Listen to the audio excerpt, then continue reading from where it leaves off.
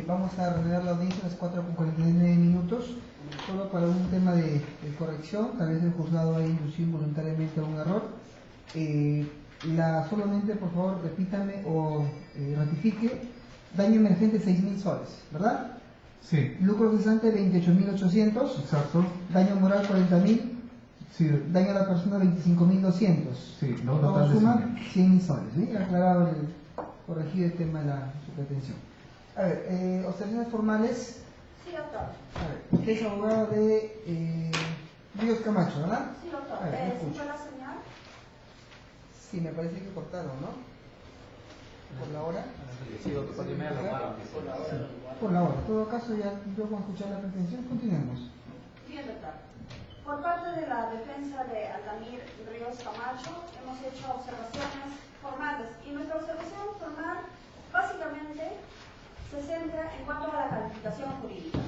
El Ministerio Público postula que es un secuestro seguido de muerte.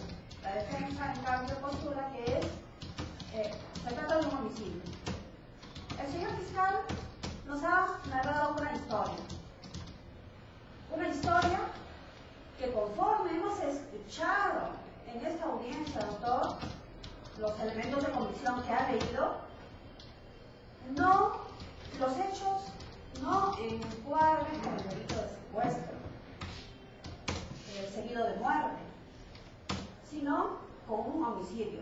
El señor fiscal nos ha dicho, por ejemplo, que mi patrocinado lo retuvo, cerró la puerta e impidió que el agraviado, Occiso, se retire de la casa. Es cierto, esa parte sí lo dicen los testigos, pero no ha contado la parte de la historia del doctor, y está sustentado en uno de los elementos de convicción que ha leído, que luego de que el Occiso, cierto, fue retenido, mi patrocinado lo suelta. Entonces, el Occiso tuvo la oportunidad de salir. Después que lo suelta, hace unas llamadas telefónicas. Y posteriormente es que lo lleva a la cocina y lo saca por la puerta de la cocina hacia la calle. ¿Por qué? Porque desde el momento que mi patrocinado se entera que el Occiso, David Osorio, era supuestamente el sicario de Mirko, es que él ya tiene el ánimo de cambio. El señor fiscal ha tergiversado la historia, doctor, cuando dice, por ejemplo, que lo lleva a la cocina y en la cocina le dice: ¿tú eres Davicho, el sicario de David? Falso. De acuerdo a los elementos de convicción, ese hecho se produjo en el primer ambiente de la casa, no en la cocina.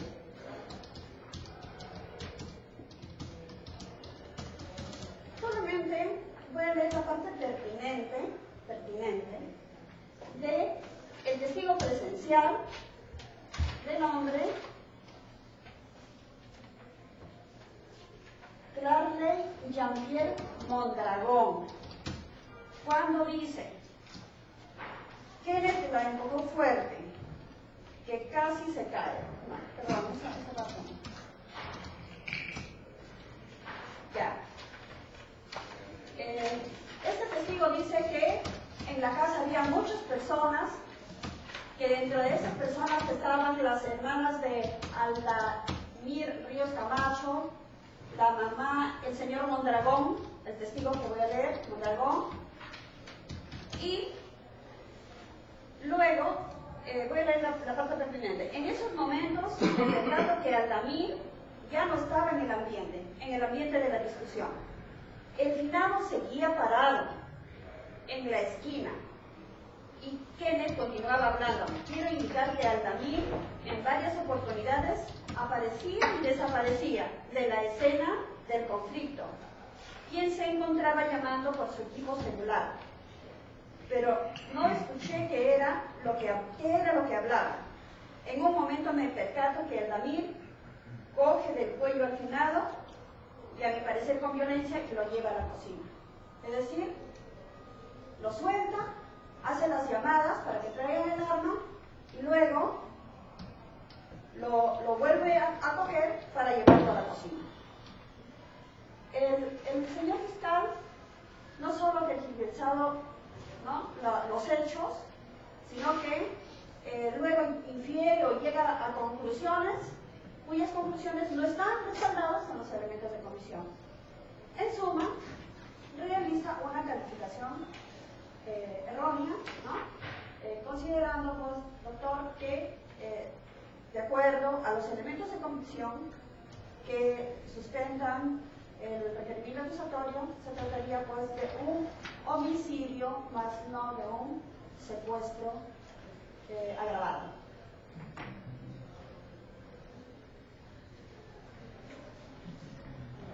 ¿Eso es todo? Sí, Sí, ya es la única observación formal que hay, ¿verdad? sí, Siguiente sí. defensa, ¿alguien Solo más planteó en observación? cuanto Ya, a la observación formal. calificación. Ya. Defensa técnica de Mori Álvarez, ¿no? Mori A ver, Álvarez. al micrófono, por favor, permítale el micrófono. Mori Álvarez.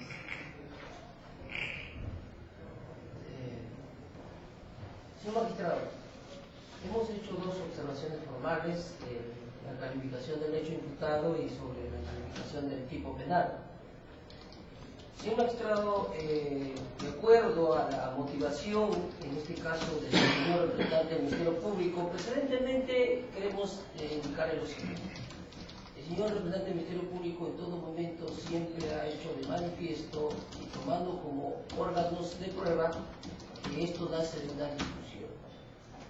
Y finalmente, hasta ya el señor representante del Ministerio Público cambiaba su pretensión del no el secuestro, sino el de homicidio, ¿no? Entonces, a lo que queremos llegar es a lo siguiente.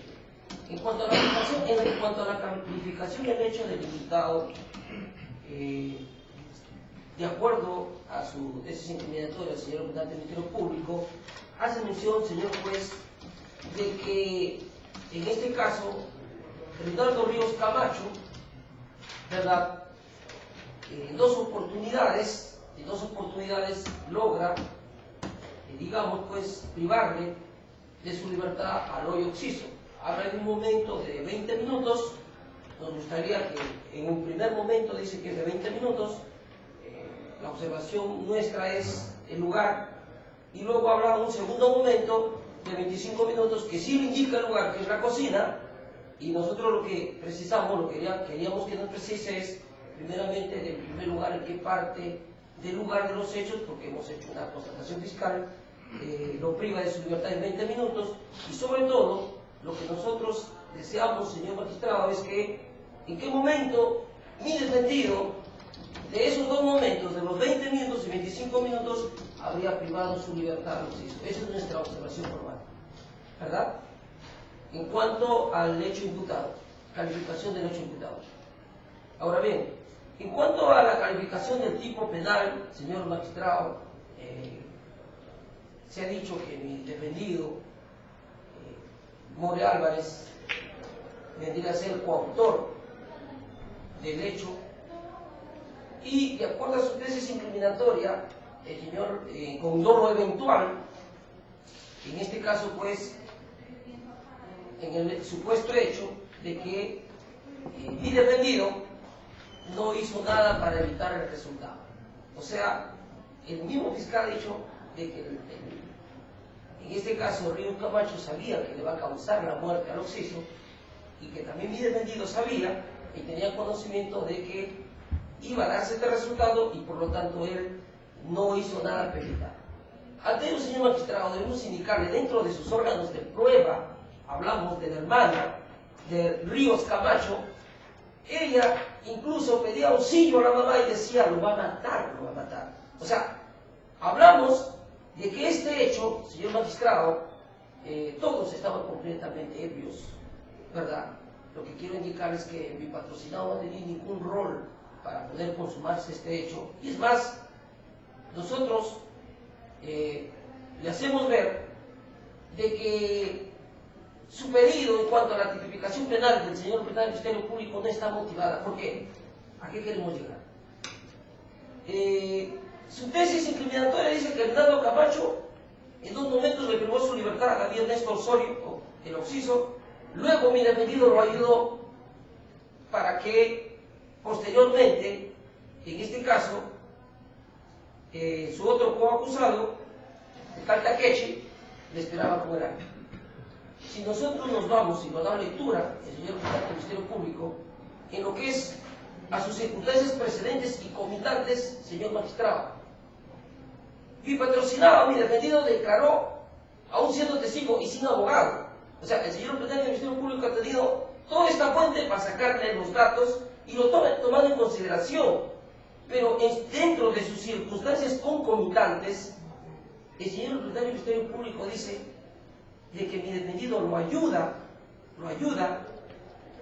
a sacarle al Occiso, y que mi defendido, y así es la verdadera realidad, ya contaba con un arma, señor magistrado. Ese mismo fiscal lo ha dicho. En ese momento ya contaba con un arma. Hablamos de Ríos Camacho. Lo hemos realizado y está suscrito en su pedido. Pero luego dice que el tal Takechi lo esperaba con un arma afuera para darle muerte.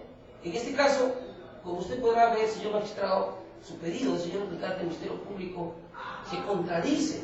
Nosotros nos preguntamos si cuando ya Ríos Camacho sacaba del lugar de los hechos al Occiso, ¿contaba o no contaba con un arma? Lo he dicho, sí, el señor representante del Ministerio Público. ¿Por qué? Porque mi defendido, cuando él declaró, así indicó. Pero posteriormente, el señor representante del Ministerio Público, para supuestamente, en este caso, repartir los roles, indica de que el tal Takechi lo encontraba con un arma para dar muerte a su víctima. Entonces, son dos contradicciones, señor representante del Ministerio Público, y nosotros pedimos, ¿no?, que nuestra observación en cuanto al tipo penal, más que todo, no está aprobada la conducta de mi defendido. Hay contradicción del señor representante del Ministerio Público, y pediríamos que se declare fundada nuestra observación y por medio, pues, el señor representante del Ministerio Público motive su pedido, porque su pedido está en contradicción, lo ha suscrito y al mismo tiempo ya lo ha oralizado. Es por ello que esperamos que nuestras observaciones sean declaradas fundadas, señor juez, y bueno, se le conceda al señor representante del Ministerio Público y pueda adecuar este tipo penal, porque para nosotros no es secuestro, sino homicidio, porque se ha probado con los órganos de prueba, señor magistrado, que esto nace de una discusión, y es más, dentro de los órganos de prueba, para que vea usted, señor magistrado, incluso hace mención la hermana del Occiso, que no solo hubo la discusión entre el Occiso y Hernando Camacho, sino también entre René y Mondragón. O sea, hubo peleas, discusiones, ¿me entienden? Entonces, de por medio, el señor representante del Ministerio Público, como vuelvo a repetir, no está bien motivada su pedido en cuanto al tipo penal, y por eso pedimos que se declare fundada nuestro pedido. A ver, para el correcto traslado de mi réplica, entiendo de que también usted comulga la idea del no secuestro sino por homicidio, ¿verdad? Y lo segundo, para unificarlo, porque no es calificación jurídica diferente que el tipo penal es uno solo, la calificación jurídica, digamos, y el grado de participación, que ahí hay una falta de motivación, debido a que si fueron 20 o 25 y dónde debe indicar, así como también una contradicción entre si el arma estuvo ya antes o estuvo recién después, y digamos, ¿no? Y digamos hay cuestionamientos en las circunstancias presentes concomitantes, ¿verdad? Ya. A ver, para poder dar paso, dada la hora, vamos a ser un poco rigurosos, vamos a, siendo las observaciones dos que coinciden y una adicional, ya se le ha dado el tiempo adecuado, más que suficiente para que usted pueda ampliamente realizar su requerimiento. En la réplica solamente le vamos a dar 7 minutos para que haga la réplica. Le recomiendo, mira su tiempo, porque lo contrario el juzgado va a ser riguroso y va a acordar el tiempo en el vencido el plazo, ¿ya? Son 5 con 4, dado que ya estamos en hora. Comienza. Señor, no hay ninguna contradicción. Lo que sucede es que el abogado de la defensa, con respeto, ha escuchado mal. Primera situación, nosotros en ningún momento hemos mencionado que cuando Aldamir Ríos Camacho con ayuda de su patrocinado, llevan a David Ernesto Osorio Abad hasta el Jirón Libertad, donde estaba esperándolos Cubatipacti Takechi. Allí tenía un arma de fuego. No, en absoluto. Lo que nosotros hemos señalado es que uno de las testimoniales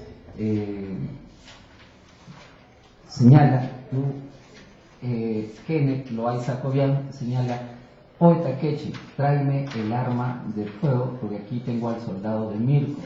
Entonces lo que hace Takechi es traerle la máquina y luego irse hasta el Jirón Libertad, donde allí los esperaba para ultimar a David Ernesto Osorio Abad.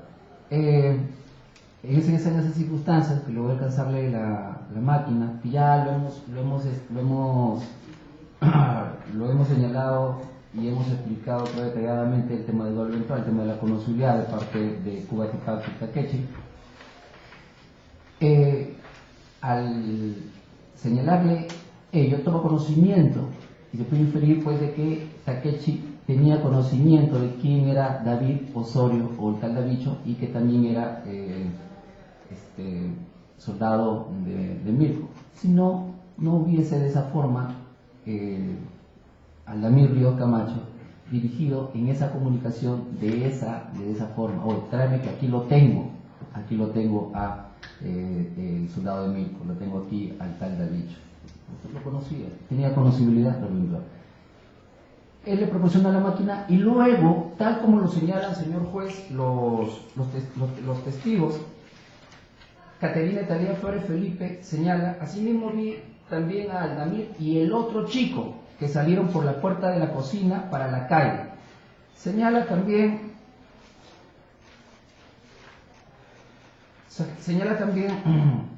Cifuentes Bermejo Jacqueline Janet lo siguiente: tenía sujetado del cuello a David, a quien luego lo sacó a la calle en compañía del sujeto al cual no conozco, el mismo que cerró la puerta. Se refiere a la puerta de la cocina cuando ya Aldamir Ríos Camacho, con ayuda de Hipólito de Nilsson, sacan a David Osorio Abad para llevarlo por el Jirón pasaje Cristóbal Colón hacia el Jirón Libertad. Ese sujeto yo ya he señalado. Ese sujeto a quien no conozco se ha encargado de aclararlo, el testigo claro. Pensábamos que se trataba de tal Momo, pero no. Momo es la persona de Giancarlo Anderson Espinosa López. Y obviamente estas personas o los testigos han señalado desde un inicio, desde cuando estuvieron en el palacio, que había un sujeto al que no conocían. Pero el testigo clave señala que esa persona a quien no conocían era Hipólito de Nilsson Álvarez, que él fue la persona que ayudó a Aldamir Ríos Camacho a trasladar desde la cocina, en un primer momento a sacarlo de la cocina hacia el Jirón Cristóbal Colón y ayudar a trasladarlo, cogoteándolo del cuello y el otro golpeándolo en la cara, como hemos señalado, y en el estómago, llevarlo hasta el Jirón Libertad, donde se encontraba la persona de Cubatipacti Brando Takechi. En ningún momento, y que se revise el audio en todo caso, en ningún momento hemos señalado que de dos armas de fuego. De Nilsson Hipólito Álvarez, cuando señala que está ayudando a sacar a David Osorio Abad de la cocina del local Mis Cinco Amores hacia el Jirón, hacia la calle, que es el Jirón Cristóbal Colón, se percata de la presencia de un arma de fuego. ¿Y qué es lo que hace? Me refiero a de Nilsson, va y trae un taxi para ayudar a trasladar, porque eso le dice a Aldamir: Ochatana trae un taxi. Y el propio Hipólito de Nilsson Álvarez va y trae un taxi, y él mismo declara, señala que sin embargo el taxi no quiso entrar porque había demasiado valor, o había bulla, o había una pelea entre las personas que estaban allí. Eso es lo que señaló. Entonces, y él, al tener conocimiento ya de esa arma, y cuando le dice, tráeme son datos de carácter objetivo, que ya hemos explicado también al detalle, que forman parte de la hipótesis objetiva, basándonos en datos empíricos, o sea, hechos constatables, ¿no? Tenemos la declaración ya que hemos señalado tanto del testigo clave, así como de Caterín Talía Flores Felipe, como la de Cifuentes Bermejo Jacqueline Janet, refiriéndose a este sujeto, a Denilson Hipólito Álvarez, como la persona que dio y facilitó el traslado. Y, obviamente, la máxima de la experiencia, si me está pidiendo que me ayude a trasladarlo, y voy y traigo un taxi, veo previamente que tiene un arma de fuego, y está en esa situación de increparle en todo momento, tú eres el soldado de tal Mirko, tú me has querido matar. Se podía ver la diferencia, pues, que tenía conocibilidad de que iba a ultimarlo y tenía conocibilidad de la privación de la libertad. Y aquí voy a aclarar el otro tema. Hay un espacio, y ello lo señala Pierre Mondragón, señala: Aldamir en varias oportunidades salió de la escena. No se salió del inmueble, salió de la escena, pero por que se salió del inmueble también. Salió del inmueble. Su propia hermana, María Ríos Camacho, como Cifuentes Bermejo Jacqueline Janet, así como Caterín Talía Flores Felipe, así como Giancarlo Anderson Espinosa López, señala que él, cuando hizo la llamada David Osorio Abad, oye, por si acaso estoy con mi cuñado Kenneth, estoy en la casa de Aldamir, él intenta irse, retirarse, y hemos señalado por qué intenta retirarse, porque obviamente él ya en su conciencia, y eso no es materia de discusión, sabía pues que él había una semana. Su tiempo, señor fiscal, ¿ya? 3 minutos más para ambos, por favor, de su réplica, ya que son simplemente respuestas a lo que va a indicar. A ver, doctora, te escucho hacer primero.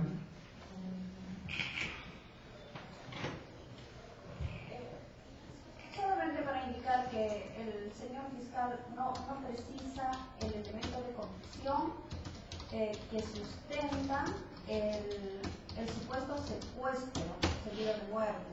O sea, ¿en qué parte de lo que ha leído está, por ejemplo, de los 30 minutos que mi patrocinado lo había retenido, ¿no?, al occiso? ¿En qué parte están los 25 minutos? ¿No? Porque él habla de 2 tiempos. Sin embargo, no ha precisado. También él, con plena convicción, dice: el animus necandi nace en este momento, pero no lo ha sustentado con el elemento de convicción. Eso es todo, ¿verdad? Sí. A ver, siguiente defensa, por favor. Señor juez, solamente quiero indicarle que el señor representante del Ministerio Público ha dado lectura a su acusación, y lo vuelvo a recalcar en lo que es circunstancias concomitantes. El punto 2 aduce, y ya incluso lo ha oralizado, dice entonces Aldamir Reinaldo Camacho, quien ya portaba un arma de fuego, esto por la propia versión de Denilson Hipólito Moris Álvarez. O sea, el señor representante del Ministerio Público le está dando valor probatorio a la declaración de mi defendido. Si le está dando un valor probatorio a la declaración de mi defendido, entonces, ¿cuál sería su participación, señor magistrado?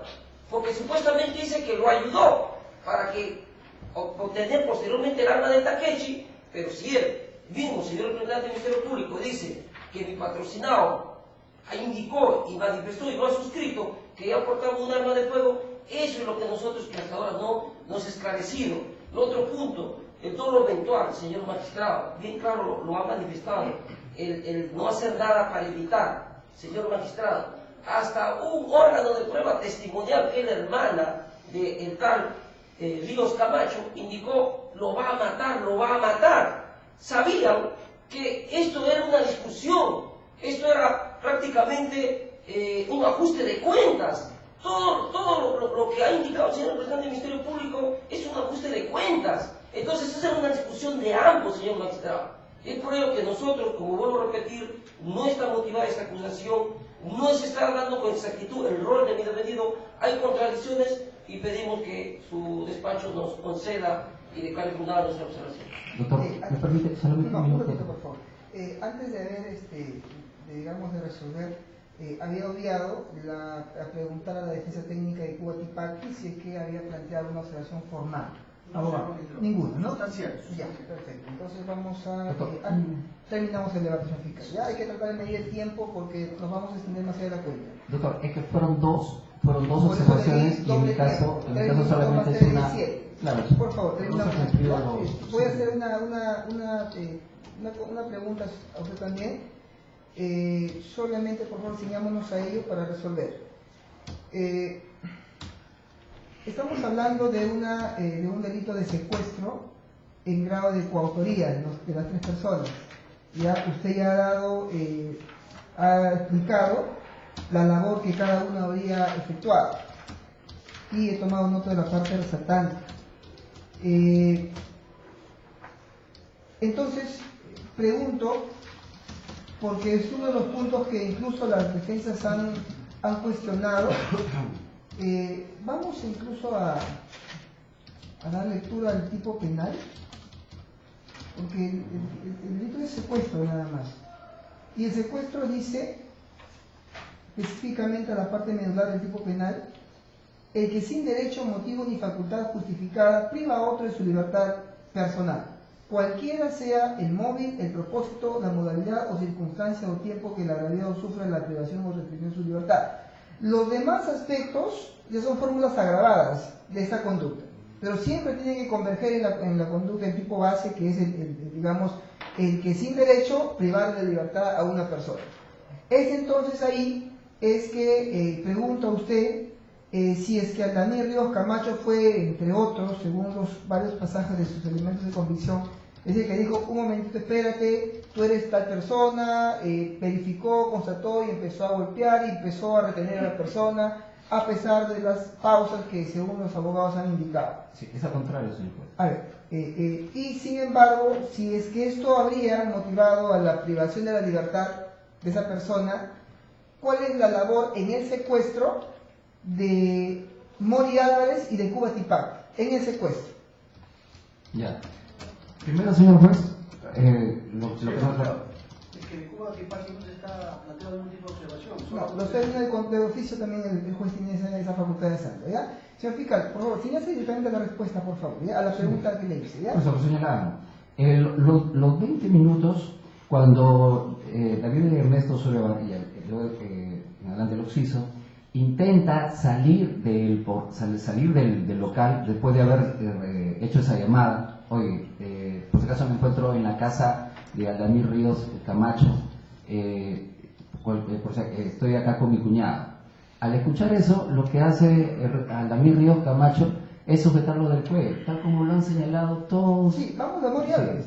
Pregunté de Mori Álvarez y de Cuba Tipaqui. Ya, pero un momento, doctor. Hasta allí, como lo he explicado en un inicio cuando he sustentado mi exposición, hasta ahí no hay animus necandi en absoluto. Por eso quería terminar con esto. Usted mismo lo mencionaba en el secuestro. No importa el tiempo, no importa el motivo, el que sin motivo o priva otro, cualquiera sea el móvil, el propósito, la modalidad, circunstancia o tiempo. Acá hay una privación de la libertad porque no tenía certeza Aldamir Ríos Camacho de que David Ernesto Osorio Abad era la persona que lo había querido ultimar una semana antes. Sin embargo, lo coge del cuello, lo arrincona contra el portón, contra una caja de cerveza y empieza a golpearlo. Señalé, violencia física, violencia psicológica, violencia absoluta y la vía compulsiva. Eso lo he explicado en detalle, señor juez. No sé por qué la defensa no lo ha entendido. La última recomendación que le voy a hacer, sí me hace la pregunta que le estoy indicando. Yo voy a valorar, ya le escuché los fundamentos del porqué para el Ríos Camacho. Le estoy preguntando concretamente para Mori Álvarez y Cuba Tipaqui. Por favor. Ya, entonces, hasta ahí no tenía certeza. Todo ese hecho ha sido, como la misma defensa, como la misma mesa señala, han estado en el lugar del hecho. En el caso de Hipólito Mori Álvarez, tuvo conocimiento que cuando en esos 20 minutos que empieza a través de la vía compulsiva y vía absoluta, de una manera desproporcional, sacarle la información y adquiere la certeza que sí, se trataba de David Osorio Abad, Cuando finalmente, conforme señala Jacqueline, la testigo, que asintió, así como María Ríos Camacho asintió, sí, yo soy, pero eso fue después de 20 minutos. Ahí adquiere la certeza de que se trataba de él. Entonces tenemos un secuestro previamente, por eso expliqué en mi alocución que no había secuestro. De Nilson, Hipólito Álvarez tenía conocimiento de eso, sí tenía conocimiento, y sustentado en qué me baso en el doble virtual, tal como se ha señalado en el recurso no repitamos, por favor, le vuelvo a repetir, o sea, no le estoy preguntando si tenía o no conocimiento, sino cuál es la acción que él ha realizado como coautor. Facilitó en el interior de la cocina, cuando estaban en el interior de la cocina, y continuaba Aldamir Ríos Camacho golpeando, junto con la persona de Denilson Mori Álvarez, tal como lo ha señalado, y vuelvo, por eso, doctor, tengo que remitirme nuevamente a los elementos de convicción, las actas que contienen la declaración de Giancarlo Anderson Espinosa López, Caterina Elías Flores Felipe y Jacqueline Genesi Fuentes Bermejo, con este sujeto al cual no conocían, y que luego el testigo clave, así como Kenneth, señalan que esa persona era la persona de Hipólito de Nilson Álvarez. Lo tenían allí, y luego de Nilson ayuda a sacar del local de Mis Cinco Amores hasta la calle que da para el jirón de Cristóbal Colón, y luego ayuda a trasladar hasta el jirón Libertad a Aldamir Ríos Camacho, a la persona de David Osorio Gabaz. Listo. Cubatipacti. Cubatipacti, señor juez, proporciona el arma de fuego, es el que lleva la máquina, y eso está corroborado por el mismo Kenneth, cuando escucha que Aldamir dice: oye, Takechi, tráeme la máquina, que acá tengo al soldado de Mirko. Y ahí toma conocimiento, por eso el tema de la conocibilidad en el doble virtual, toma conocimiento de que lo tenía secuestrado, y le proporciona la máquina, le proporciona el arma de fuego, que también lo he señalado, señor juez, ya después de haber discutido todo el tema de la coautoría y del tema del doble eventual, cuál ha sido específicamente el grado de participación de cada uno. Y me basé que en el doble eventual es la conocibilidad que adquiere Cubatipacti Brando Takechi, ¿no? De que lo tengo acá secuestrado, tráeme el arma, porque aquí lo tengo, y ese es el dado de Mirko. Doble eventual. Ok, terminamos ahí, vamos a... Señor juez, no sé si me permite... Sobre lo nuevo que he dicho, sobre lo que... rapidito, Señor por favor. magistrado, usted es un juez de garantías, no se puede venir a dejar sorprender. El señor representante del Ministerio Público está grabado. Señor juez, quiero solamente a lo que... solamente quiero que usted me permita, señor. El límite El señor representante del Ministerio Público ha dicho que en 2 ocasiones le privaron de su libertad al occiso. En ningún momento ha indicado el nombre de mi defendido. Y en este momento, cuando usted le pregunta, dice, solamente son dichos, ¿pero de quién? Eso es lo que nos preguntamos. Ya tomé conocimiento. Es el testigo claro, señor juez, y la persona que terminamos aquí, ¿ya? Vamos a expedir la resolución número 20. Como primer fundamento vamos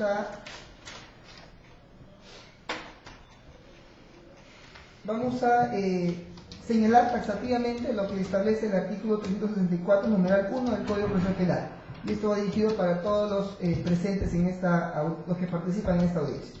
El poder disciplinario permite al juez mantener el orden y el respeto en la sala de audiencias, así como disponer la expulsión de aquel que perturbe el desarrollo del juicio y mandar detener hasta por 24 horas a quien amenace o agreda a los jueces o a cualquiera de las partes, sus abogados y los demás intervinientes en la causa, o impida la continuidad del juzgamiento sin perjuicio de las acciones penales a que dé lugar.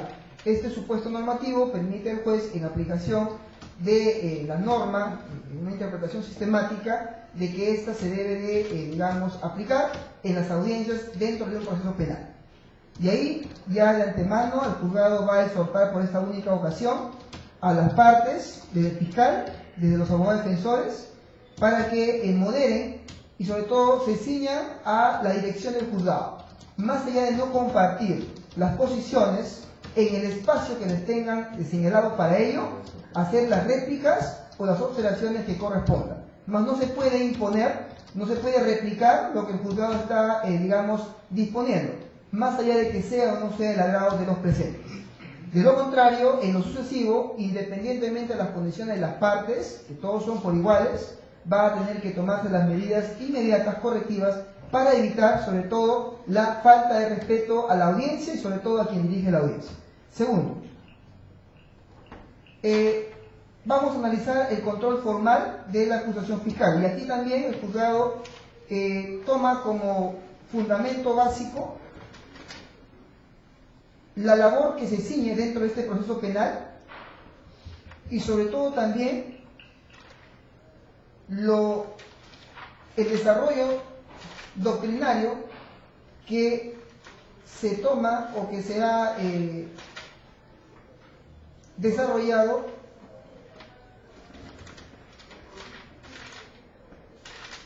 en el acuerdo plenario 429, justamente el acuerdo que desarrolla o da una explicación un poco más allá de lo que es la acusación fiscal, y para reducirlo en términos mucho más sencillos y prácticos, para que esto se tome en cuenta en los que siga en esta audiencia de control, es de que la acusación fiscal a la cual el juez debe de ceñirse a controlar, en primer término está el derecho de las partes para que, de conformidad con lo que la norma ha establecido, puedan observar lo que consideran como defectos o vicios en esa acusación fiscal. Eso no obsta o no impide a que el juez tenga el deber y también la facultad de controlar de oficio la acusación fiscal y con ello verificar si es que se cumplen taxativamente los requisitos que están contemplados en el artículo 349 del Código Procesal Penal. Esto implica entonces, en conclusión, de que no hay límite o condiciones el hecho de que se haya o no se haya formulado observación, que el juez pueda también hacer el control de oficio. Y también atendiendo a la acusación propiamente como tal, en palabras de la doctrina, como digamos que se viene, que se sigue, no solo en este acuerdo plenario, sino también en las múltiples jurisprudencias, doctrinas, ¿no? La acusación fiscal no es más que una demanda, no es una pretensión de parte en donde el fiscal expone el caso de manera ya mucho más objetivizada, con los elementos de convicción y sobre todo cumpliendo las formalidades que la norma ha regulado para tal. Esa pretensión, como bien puede ser entendida de parte, no puede ser objeto a cuestionamientos en cuanto a su motivación, en cuanto a su interpretación o en cuanto a la forma como es que se plantea esta demanda como tal. Pretender hacerlo implicaría limitar ese derecho de acción de la parte acusadora que tienen dentro de un proceso penal, lo cual está vedado.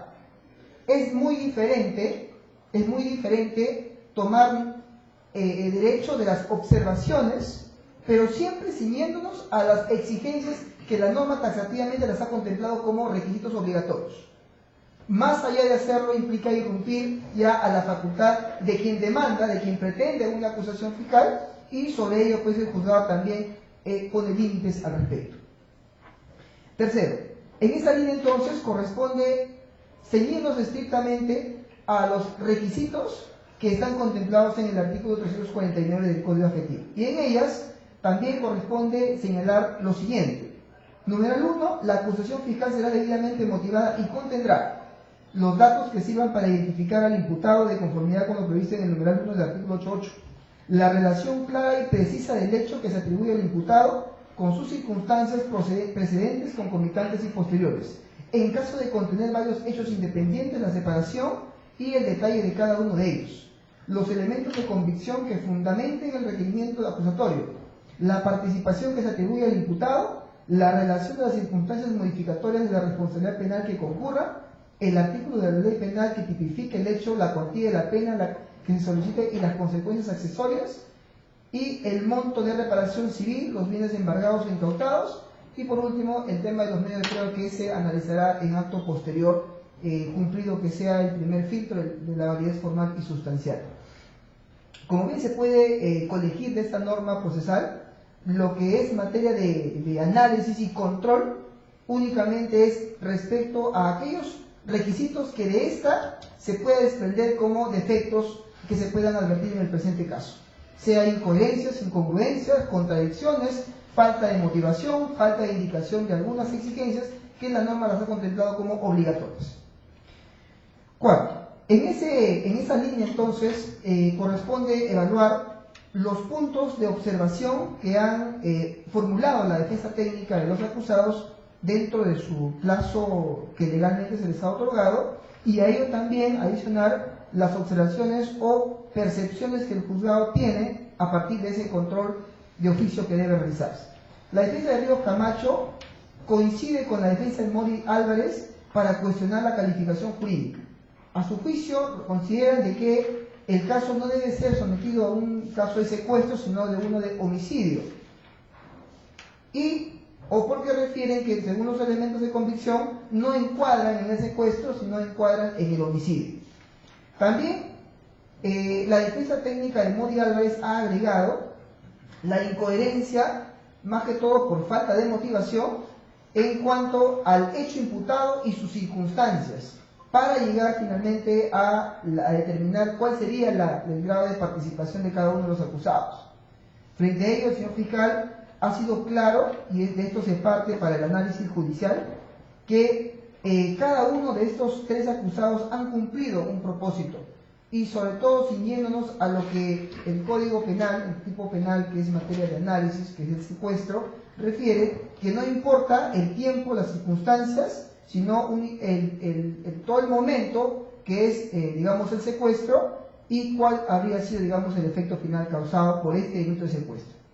Dijo claramente, en términos más resumidos, que Aldamir Ríos Camacho habría sido quien, en primer momento, cuando tiene esa percepción de que él habría sido una persona que lo habría intentado centrar en una anterior ocasión, lo retiene y hace o exige esa mayor aclaración. Finalmente, en todo ese momento de tenerlo retenido, en un aproximado dice de 20 minutos, cuando después dijo 25 minutos, según un elemento de convicción que aparece también en su reglamento escrito, llegó a la conclusión en el tránsito de su retención de que finalmente esta persona, el occiso Osorio Abad, habría sido finalmente quien habría sido el sicario de El Calmirco y que éste intentó matarlo anteriormente. Es decir, al parecer, la conducta mostrada por Ríos Camacho sería de haber, sin derecho alguno, privado de la libertad a una persona, alegando, al parecer, de que éste tenía una rencilla previa, o simplemente que éste habría ya sido quien intentó acabar con él anteriormente, lo que motivó para su detención o su retención dentro del inmueble en donde se encontraban bebiendo bebidas alcohólicas. Es decir, lo que puede colegir el juzgado es que su conducta se encuadraría dentro del tipo penal. En esa misma línea, tomando como base el grado de participación, que son cuestiones diferentes, hacer mención sobre el grado de participación, incluso un término mucho más adecuado, el grado de intervención en el proceso, de la calidad de coautores con la calidad de cómplices. Evidentemente es diferente y eso ya no es necesario traer a colación, ya que las partes conocen, esta situación o esta diferencia en cuanto a las conductas. Lo que nos seguimos estrictamente es a lo alegado por la Fiscalía, que es la coautoría. Es decir, todos codominan un determinado acto para converger en el mismo objetivo. Y en este caso, el objetivo es una pretensión de secuestro, es finalmente el que sin propósito privar a una persona de su libertad, independientemente de sus modalidades, circunstancias, tiempo o cualquier otra que llegue finalmente a la restricción de la libertad.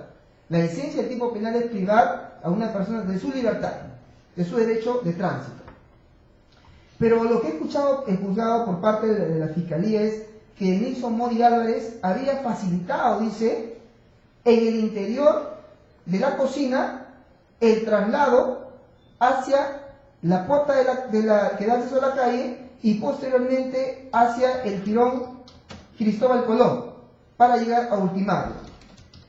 Después hizo mención también que tenía conocimiento, esto es con respecto a Mori Álvarez. Entonces, hacía mención que en todo momento él había facilitado el traslado hacia la cocina y luego hacia la calle.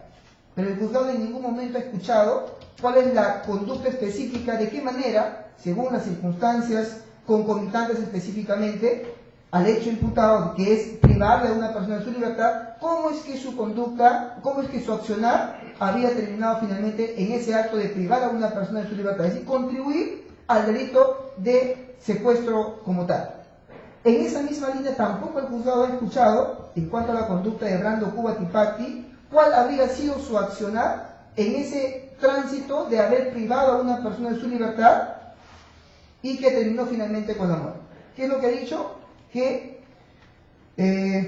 sabía lo que iba a suceder, porque recibió la llamada de Ríos Camacho para decirle, tráeme la máquina porque aquí tengo al sicario de Mirko. Es decir, ahí postula el dolo eventual, que no se cuestiona en absoluto la existencia del dolo eventual, o sea, en la posición que la Fiscalía tiene acerca del dolo eventual. Cuando dice tenía conocimiento digamos, del secuestro y sabía lo que iba a ocurrir. Una cosa es saber lo que va a ocurrir y otra cosa es realizar una conducta, una acción que demarque o que esté dentro del delito de secuestro, que es privar a una persona de su libertad para, digamos, independientemente de su modalidad, propósito o, digamos, tiempo. Lo que el juzgado también incluso dejó sentado inicialmente cuando hizo la pregunta era, una cosa muy diferente es evaluar la esencia del tipo base del delito de secuestro y otra muy diferente es evaluar las agravantes que dicha conducta trae.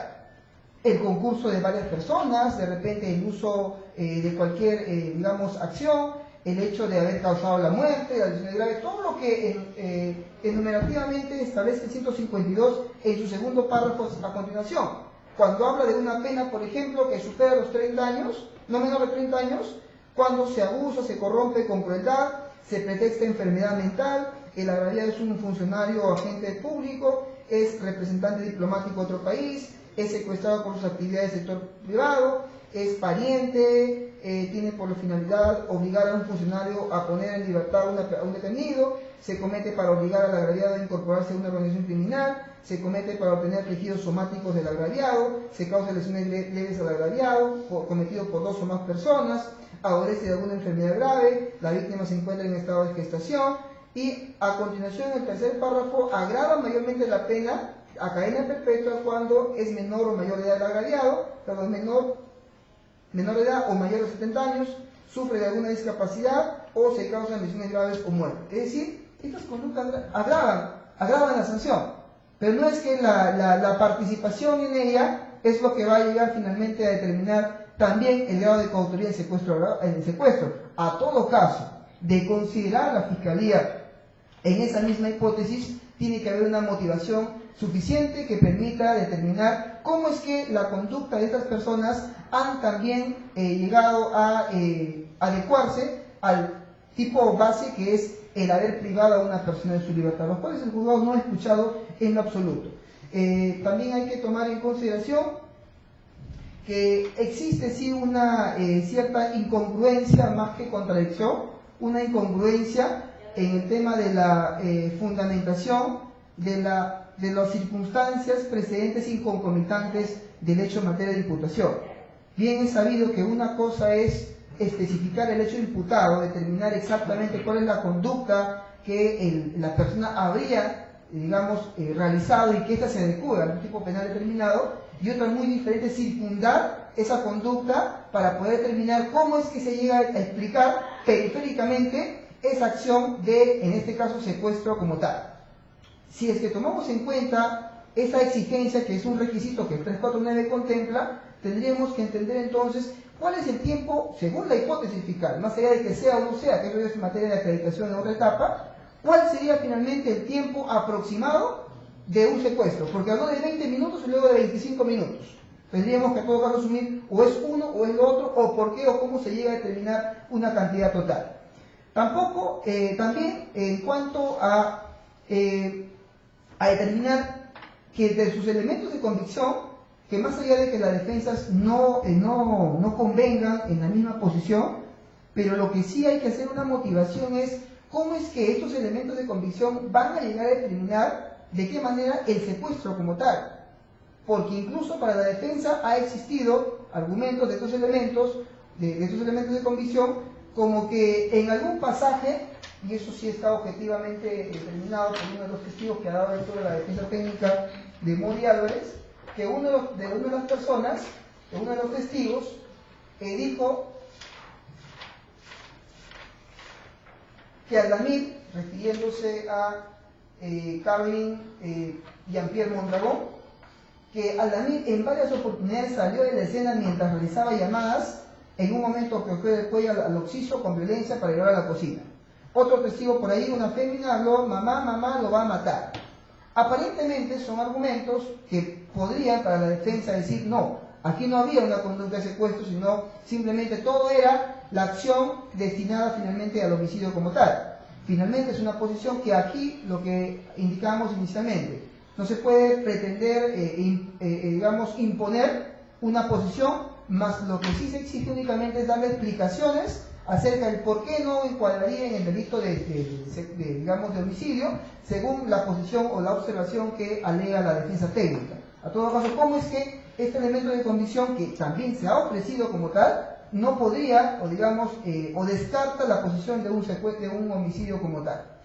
Estos argumentos o estas, digamos, razones conllevan al juzgado a determinar que existen defectos en esta acusación fiscal que no permiten declarar la validez formal en cuanto a este extremo, porque implicaría seguir avanzando en un proceso sin tener la parte medular, que son los requisitos de en este estadio de control, sin estar cumplidos como tal a cabalidad.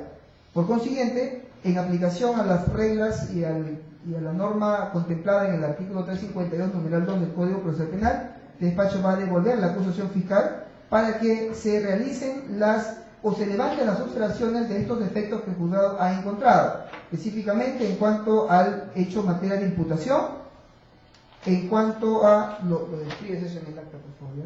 Marosa. En el hecho materia de imputación, rodeado de sus circunstancias concomitantes y precedentes, cuando menos. Tercero, permítame, por favor, ¿ya? Tercero, hacer una delimitación mucho más motivada acerca del grado de participación de Nilson Mori Álvarez y de Brandon Cuba Tipacti respecto al delito de secuestro, que es materia de acusación fiscal. Y cuando menos dar respuestas en vía del deber de motivación que tiene la acusación, de cómo es que estos elementos de convicción que se han indicado específicamente no podrían llegar a postular un delito de homicidio como según lo pensado por la defensa técnica, dejando a salvo claramente la facultad que tiene de recurrir, de ser el caso, a las acusaciones alternativas o subsidiarias, si lo considerase, o hacer la corrección según los fundamentos que éste pueda, previo análisis que realizar. Finalmente, el juzgado va nuevamente a ratificar que la posición fiscal que se vaya eventualmente a juicio, de ser el caso, va a ser respetada, pero cuando menos siempre va a existir como control la exigencia del cumplimiento de los requisitos que están contemplados en la norma procesal penal y que hoy se han advertido como deficientes, que no permiten dotar de esta validez formal en su primer extremo. Por las consideraciones expuestas, se resuelve devolver la acusación fiscal por defectos formales para que la Fiscalía cumpla con subsanar los puntos advertidos y precisados en el último considerando, los cuales deberán realizarse en el plazo de 5 días, debiendo poner de conocimiento oportuno al juzgado con la debida motivación para correr traslado a las partes bajo apercibimiento de incurrir en responsabilidad funcional. Segundo, reprogramar la presente audiencia de control. ¿Para cuándo? 4 de julio, 3 de la tarde. ¿No hay antes? 5 días hasta el 27 ya está bien. Sí está bien, ¿no? ¿A qué horas? 3 de la tarde. Ya. La audiencia, considerando el plazo de 5 días que se otorga a la Fiscalía, y con ello para darle conocimiento a las partes acerca de esa subsanación, queda programada para el día 4 de julio del año en curso, a horas 3 de la tarde, en esta misma sala de audiencias, quedando convocado el señor fiscal, la parte agraviada, la defensa técnica de los acusados, con los mismos apercibimientos decretados en autos. Es decir, para la Fiscalía de remitir copias a su fiscal coordinador, para los abogados de ser subrogado en el cargo y de imponerse la multa de 2 unidades de referencia procesal. Y la recomendación es que de existir algún obstáculo, allanar cualquier obstáculo, allanarlo cualquiera de ellas, con la finalidad de continuar con esa audiencia en el momento antes indicado. Notifique, señor fiscal. Conforme. Parte agraviada. Conforme. Abogados. Quedan notificados todos. A las 5:44 damos por finalizada la audiencia.